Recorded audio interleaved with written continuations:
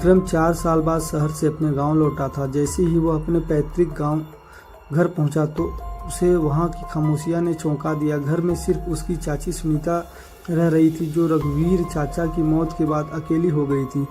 चाची का व्यवहार थोड़ा अजीब था, एकदम शांत, गूढ़ और कभी कभी तो आंखों में ऐसी देखती मानो कोई रहस्यमयी छुपा रही है। विक्रम ने बचपन में ही अपनी चाची को एक सीधी सादी और हंसमुख महिला के रूप में देखा था, लेकिन अब उसके चेहरे पर उदासी के साथ साथ एक अजीब आत्मविश्वास भी झलक रहा था। विक्रम को बताया गया कि उसके चाचा की मौत सीढ़ियों से गिरने की वजह से हुई थी, लेकिन गांव के कुछ लोगों ने कानाफूसी की वह हत्या थी। पुलिस ने केस बंद कर दिया था क्योंकि कोई सबूत नहीं था। एक रात विक्रम को घर के पुराने स्टोर रूम में कुछ दस्तावेज मिले। उनमें रघुवीर चाचा की एक डायरी भी थी। डायरी में लिखा था, अब कुछ हो जाए तो ये समझ लेना कि मेरी मौत कोई हादसा नहीं। अब विक्रम का शक गहराता गया। वो गांव के पुराने नौकर, खेतों के मजदूर और वहां तक कि तहसीलदार से भी मिला। सबका कहना था कि रघुवीर सिंह के पास काफ़ी जमीन और दौलत थी और उनकी ही मौत के बाद सारा कुछ चाची के नाम हो गया। इसी बीच विक्रम ने चाची के कमरे में एक दिन एक आदमी को चुपके से आते जाते देखा।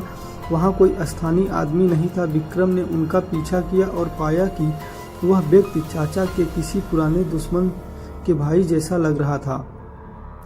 विक्रम ने लोकल पुलिस से मदद मांगी, लेकिन सब कुछ परिवार का मामला बताकर टाल दिया गया।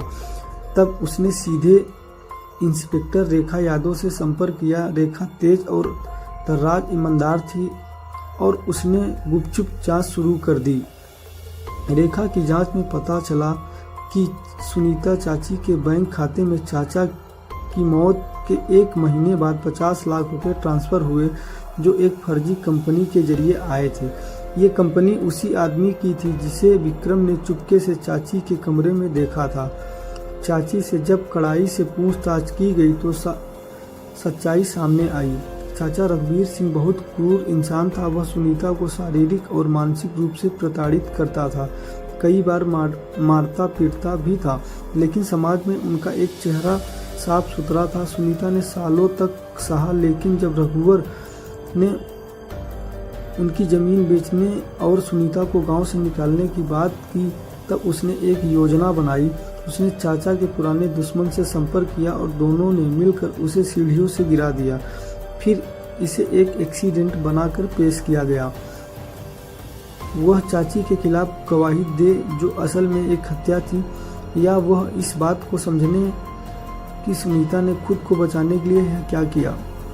विक्रम ने रेखा से कहा, जो कुछ हुआ वह कानून के मुताबिक गलत है, लेकिन मैं जानना चाहता हूँ, अगर वह ऐसा ना करती तो शायद आज वह भी जिंदा ना होती।